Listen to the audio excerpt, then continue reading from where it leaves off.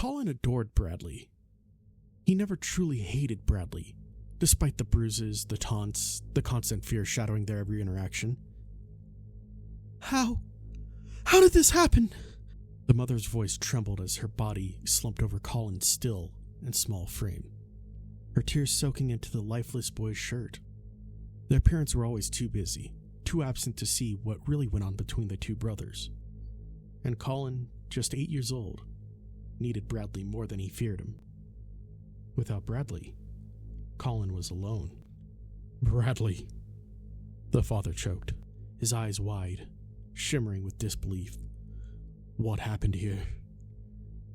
Colin forgave every injury Bradley inflicted, because to Colin, Bradley was all he had.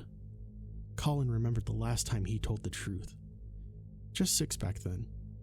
He blurted out that Bradley gave him those bruises. The punishment had been severe for Bradley, after which he didn't speak to Colin for a week. It was the worst 7 days of Colin's life. Shut out, ignored, abandoned. Bradley's voice, gripped by fear, cracked. He swallowed hard.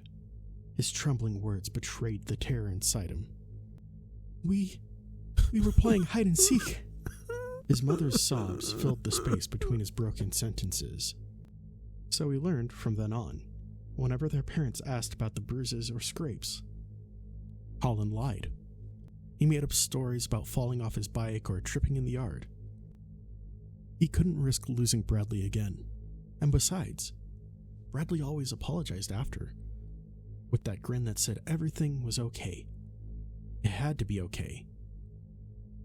We were playing, Bradley repeated, almost like he needed to believe it himself. And he locked himself in the cupboard to hide. It wasn't hide and seek. It was a stupid video game. And I couldn't find him. Several hours had passed by, so I searched everywhere for him in the house.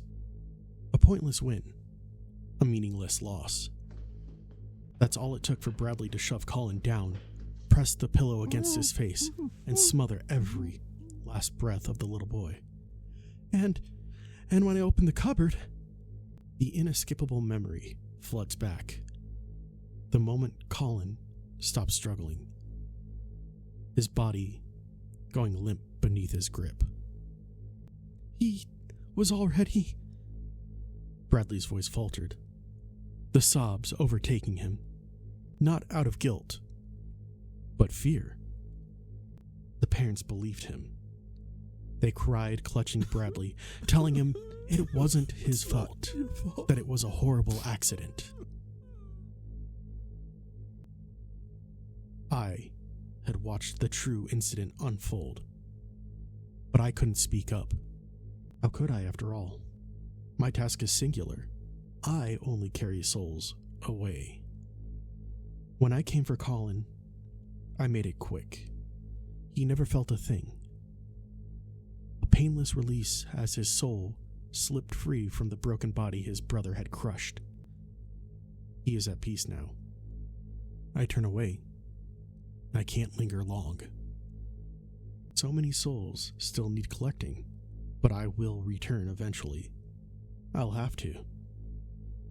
And when the time comes for Bradley to face me, his end will be anything but painless. I will make sure of that.